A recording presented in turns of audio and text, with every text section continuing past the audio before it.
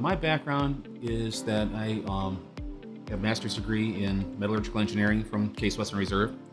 What brought me here is that I knew Larry for a number of years, and we had talked about doing some failure analysis here. I knew their reputation. They had been there ever since I graduated from school. I knew what they had done and how good they were. I was one of those people that decided that I didn't want to be a manager anymore. I wanted to be back into engineering where I really liked doing what I was doing. There are a number of ways of defining a failure. It depends on the customer.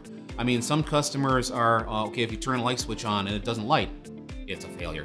Some things break, some things bend too much, some things wear.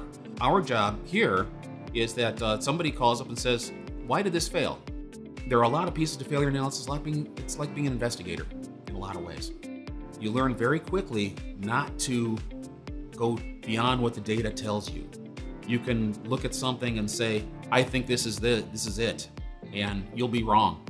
And the first couple times I was wrong. I made that mistake. So you learn to only go as far as the data will tell you.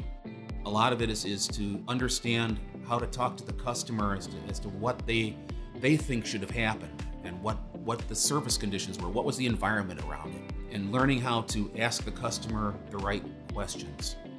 I like working in an environment where there are people I can ask. I don't have all the information, and I know I don't have all the information. And as you get older, you find out how much even less you know. So there's a lot of people here that you can ask. The metallurgical industry is so broad, you can't possibly know everything. So that's one of the things that I really like about being here.